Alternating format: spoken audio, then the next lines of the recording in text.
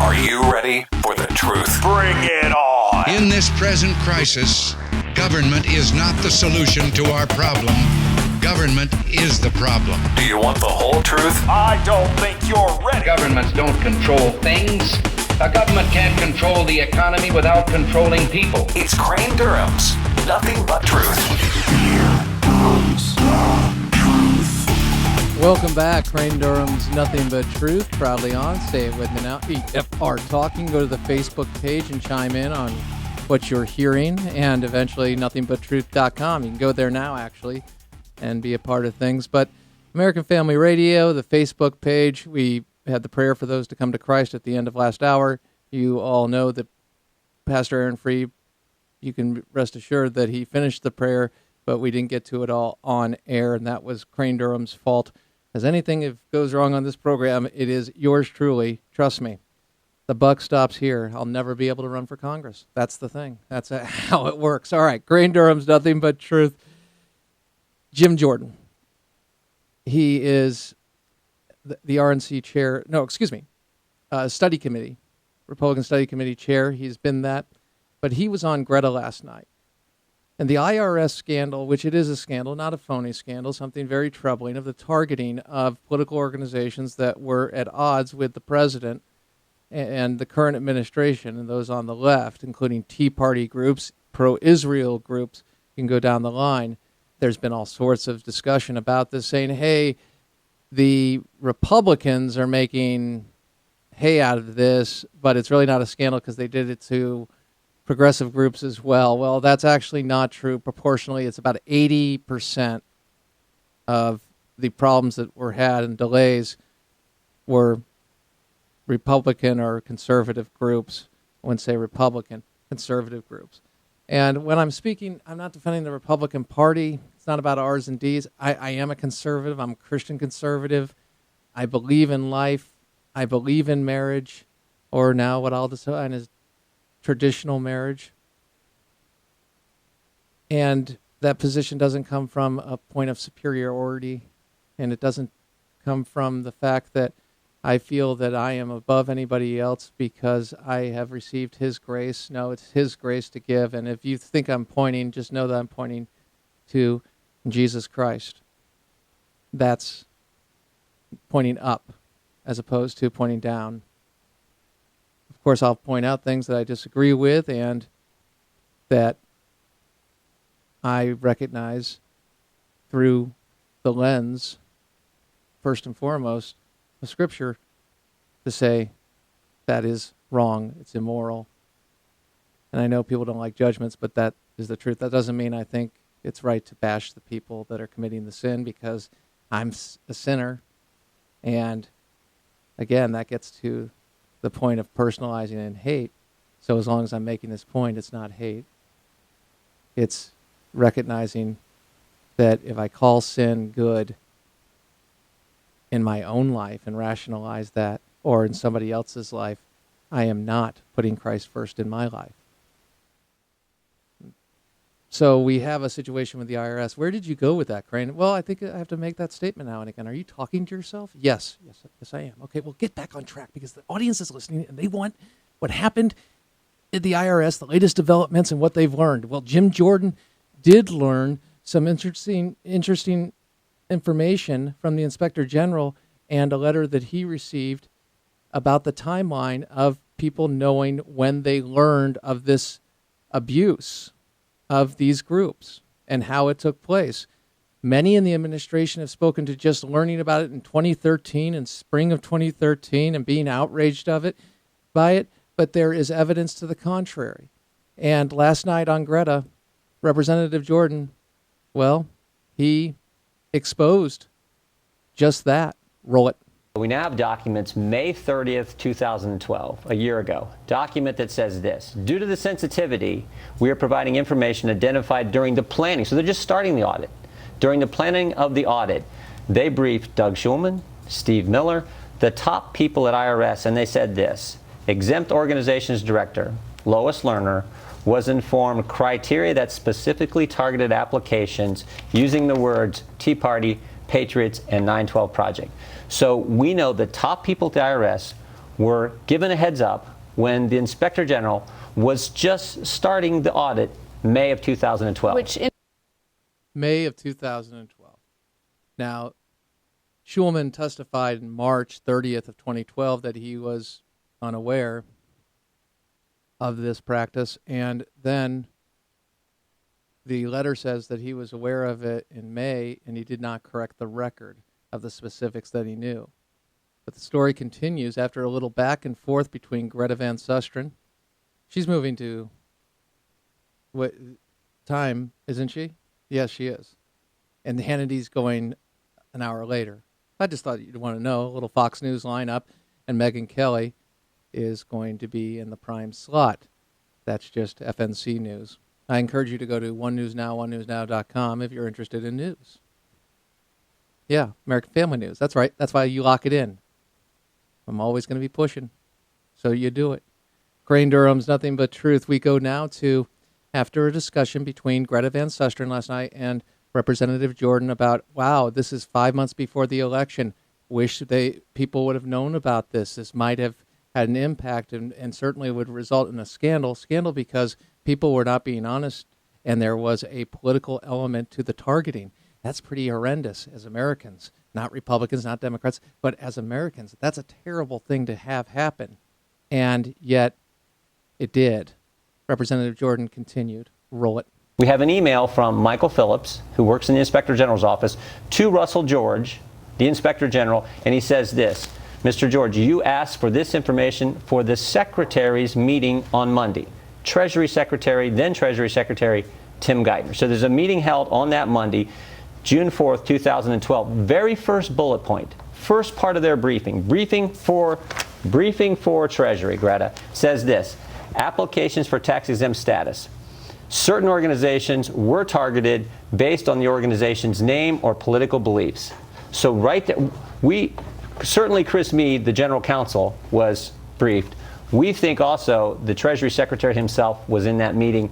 And that's why we think, this idea that you didn't know until May of this year, you knew in June of 2012. And so don't give us this phony scandal stuff. Don't give us this idea, oh, Shazam, we didn't find out about this until Lois Lerner gave her speech and the Inspector General released his audit. We have evidence now that shows people knew in the spring of 2012. Now, just to be clear, there's been an update on the story coming from Elena Johnson of the National Review Online, and it does state a public schedule provided by the Treasury Department shows that former Treasury Secretary Timmy Tax Geithner. It says Timmy Tax? No, I just say that because he didn't pay his taxes, and there's like two sets of laws. Okay. Timmy Tax Geithner did not attend the June 4th meeting that Representative Jordan was speaking of. Also, just to keep in mind that when Schulman was asked about this, Director Schulman was asked about the meeting or the targeting in 2012 of March 30th of 2012, he responded with the fact that Schulman learned that in May 30th, 2012, he learned that there was specific criteria targeting Tea Party, patriots, 9/12, as well as educating Constitution, words that included this.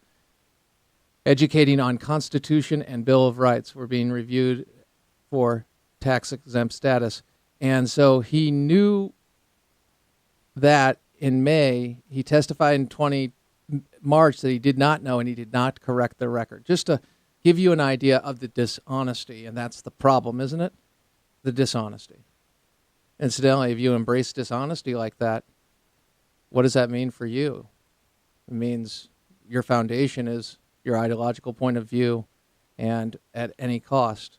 And if you really had confidence in your ideological point of view, wouldn't you defend it honestly with substance? Crane, get moving. We've got a lot to talk about, like Ed Henry challenging Jay Carney in regard to the debt ceiling debate and negotiation. A wonderful story at the top of the hour. Chad Groening bringing you the information on how Boehner's saying and put out an ad, hey, you know what? You'll negotiate with Putin, but you won't negotiate with Republicans. And a brilliant report. Check that out. But here, Ed Henry takes Jay Carney, White House press secretary to task and says, why you talk about the fact that the Republicans are, headed off the cliff and they're pretty much risking the credit of the United States, the full faith and credit of the United States. But isn't that what President Obama's doing by not negotiating and talking to him? Listen to the beginning of this clip, because it's almost exasperation coming from Fox News White House reporter Ed Henry, and you'll hear that, and then listen to Jay Carney's response. Roll it. Come up with it. Why is it such a bad idea if they say, let's slow walk some pieces of this? When you do it, it's perfectly fine. Ed. Well, you did, right? On the businesses, you said they can delay. Pardon me. We'll restart that clip. This one is in regard to Obamacare and slow walking the process of defunding it. And Ed Henry is exasperated because they say, how dare you? How dare you do this with Obamacare defunding it? Nobody wants that. That's the White House line. And Ed Henry's saying, but you do it. You slow walk it. I apologize. I got confused with Jonathan Karl, which I'll play later. Bottom line, this is about Obamacare. And he's saying, you do what you're accusing the Republicans of doing it. Why is it okay for you to do it with Obamacare and not the Republicans? Roll it. Come up with it. Why is it such a bad idea if they say, let's slow walk some pieces of this? When you do it, it's perfectly fine. Ed. Well, you did, right? On the businesses, you said they can delay. On the employer responsibility provision, which represents a very small portion of the implementation of the Affordable Care Act, it was the right and responsible thing to do, reacting in part to the requests of businesses to delay implementation of that for a year. As every Republican who is pushing the idea of delaying implementation of the individual responsibility provision, they know that that is the heart of the Affordable Care Act. It is what is essential to ensuring that everyone in your extended family who has a pre-existing condition can still get health insurance and isn't blackballed by the insurance companies, to making that work, making sure that the individual responsibility provision is there. Furthermore, delaying it will do what? Add to the deficit. So in the name of deficit reduction, Republicans are saying we should add to the deficit, even as we're taking away health care from millions of Americans. Seems like a bad idea. What about the Americans who have lost their health care because of Obamacare? What about the premiums going up instead of down? What about the fact that businesses, 40%, are saying that they're not hiring because of the costs imposed on them, or what they're doing is changing their hours, so they're making people part-time, under 30 hours, and under 50 employees, under 30 hours.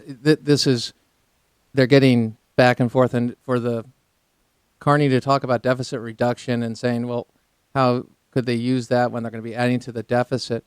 Wow, a concern for the deficit after trillion-dollar deficits every year.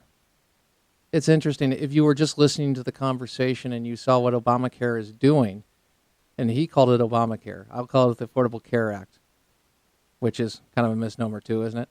The bottom line is, you'd say, this is absurd. This is hurting. Everybody's recognizing it. Unions are recognizing it. Last night on Crossfire, wonderful exchange between Newt Gingrich and the Governor O'Malley of Maryland. And that show, I actually like parts of that show. And Stephanie Cutter's on that show. And I thought I'd be like, I can't watch this. Actually, I can't. Perry versus O'Malley last night, that was great.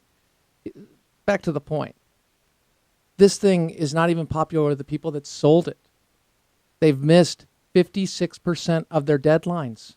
56%. That's not including the 9 more deadlines that the Republicans defunded. Think about that. I mean, I just want you to think about the fact that what would you get if you got a 44 on a test? I'll tell you, I used to get 44s on tests in high school, early years. Wow, that was awful. I'll never forget this. I got a 44 on a test in Mr. Scott's science class. It said lowest out of 41 students. I mean, it stuck with me to today. I never wanted that to happen again. Yeah, I was too into growing the mullet and eating Cheetos. Another story altogether. But bottom line, it was failure. It was failure. And yet, the Republicans are saying either defund it completely or delay it so we have more time to defund it, to get the American people on board to see how toxic this is. Bottom line, they're saying, well, now they care about deficits to do this. They're selectively enforcing it. And you say, Crane, why do you spend so much time on the way the news is covered? Because if it was covered in any way that was fair by the mainstream media, we wouldn't be having this conversation, and we wouldn't have programs like Social Security and Medicare that have promised more than they can deliver and have put the bill on the next generation time and time again. Now, I know some of you are writing right now that say, how dare you? You don't care about people receiving Social Security or Medicare? No, I do care about those people. That's why I'm being honest about it. Just a little point of truth. Now, let's go to a discussion of John Boehner discussing the debt ceiling and the negotiations. Here is House Speaker John Boehner with the statement. Roll it. You know, the president thinks that American families and small businesses are doing just fine in this economy. Speech after speech is about justifying his failed policies. And one of his biggest failures is adding $6 trillion to the national debt. You know, for decades, Congresses and presidents have used the debt limit for legislation to cut spending, and even President Obama worked with us 2 years ago in the debt limit negotiations to put controls on spending. This year is not going to be any different.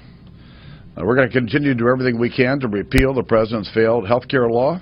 This week, the House will pass a CR that locks the sequester savings in and defunds Obamacare. The president has signed 7 bills over the last 2.5 years to make changes to Obamacare, and I sincerely hope our friends in the Senate have plans to make this an 8th time. The law is a train wreck. The president has protected American big business. It's time to protect American families from this unworkable law. This unworkable law. He sounds serious, doesn't he? Yeah, he certainly does. And it is unworkable, as we've noticed, and we've seen. We've seen the devastation. Again, being more informed about it. But I've got to go now, and interestingly enough, I have to jump ahead to B13, if we could. President Obama obviously feels very differently, because earlier this week he was giving a sales pitch for Obamacare. And here's what he had to say. Roll it.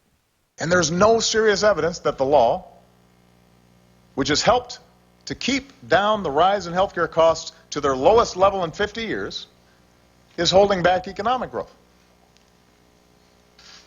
So repealing the Affordable Care Act, making sure that 30 million people don't get health insurance and people with pre-existing conditions continue to be locked out of the health insurance market,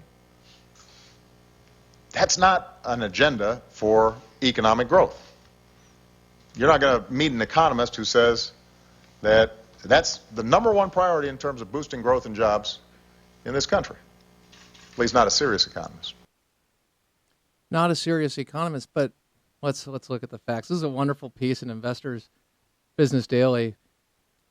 We've seen a reduction of hours, reverse incentives, nightmare scenarios, and we've also businesses are citing this thing. We have premiums going up by the very number that they were supposed to be going down. Actually, $500 more, like $3,000, and they were supposed to reduce premiums and costs by $2,500. Whatever statistic he's using in regard to healthcare costs, believe you me, it is a statistic that is not measuring the impact it's having on the consumers of healthcare. That would be the individuals that have to purchase this, or the employers that are dumping their employees into the exchanges because it costs them more to keep them on their particular program. But the president obviously is thinking that you don't know any of this. You must say, yeah, economists say. What economist? What economists would say that? Have they drug tested these economists? I'm not kidding. Do they look at the record of what this has done? I mean, we've talked about the implementation, but we also talk about the cost. It was 100%. I mean, that's a lot over what it was supposed to cost, CBO, because they did the numbers and they gamed the numbers. They themselves have put in the deadlines and said, no, we'll push it off next year. If it's so right, it's so good. And then they say, well, we've done that before. No, you haven't, because you did it with congressional approval with Social Security and Medicare. See, my point is they're being dishonest. Doesn't that bother you just a little? And by the way, the 1% pre-existing conditions beforehand, could we have done something better than change the system for 80 to 85% of Americans that were satisfied with the programs, with their health care? Could we do it with the people that want to go back now, which are the majority of Americans who do not want Obamacare, and he's never won that discussion or that debate? He's not interested in convincing you. He did it through power, and he's hoping power continues it. Not to say that he's a bad guy and he's not interested in convincing you. He just feels it's better for you and me. Mark my words, he'll never have to worry about health care. And this is the step to a single payer. That all said, we should actually go to the one of the best lines around, which is the extortion line. And this is what I love. President Obama talking about the debt ceiling. And he says, you know what? The Republicans are using this is a form of extortion. And I find it particularly rich because it was this line, among others, were given 4 Pinocchios by the Washington Post, not exactly a conservative bastion of thought or analysis. Glenn Kessler, in fact, did that. And yet he still does it. And interestingly enough, in doing that, he goes to, and I'm going to the cut, pardon me, of that as we get forward. I think it was the cut number 2 that I had in there. And I'm hoping that that is the case. It would be cut number 2. Could we roll that? Oh, play 2. Then it is cut number 3. Pardon. Roll it. You have never seen in the history of the United States the debt ceiling or the threat of not raising the debt ceiling being used to extort a president or a governing party and trying to force issues that have nothing to do with the budget and have nothing to do with the debt. So here's where we are, and I think this is the bottom line, and I want to make sure everybody's clear here. I have presented a budget that continues to deal with our deficit effectively. I am prepared to work with Democrats and Republicans to deal with our long-term entitlement issues. And I am prepared to look at priorities that the Republicans think we should be promoting and priorities that they think we shouldn't be promoting. 90% of them debt deals in the past. And specific measure on this with a 2007 paper from Harvard Journal on Legislation by Ms. Anita, Kirschmacher said only less than 10% did not include what he just said. That's why he got 4 Pinocchios. He's not telling the truth. He's trying to scare you. Go with nothing but truth. Live with honor in your life, compassion in your heart. Always keep the faith in Jesus Christ. AFR Talk. Michigan abortion clinic closes after forcing woman to have an abortion. Hi, I'm Matt Staver, founder and chairman of Liberty Counsel. We'll talk about this next on Freedom's Call.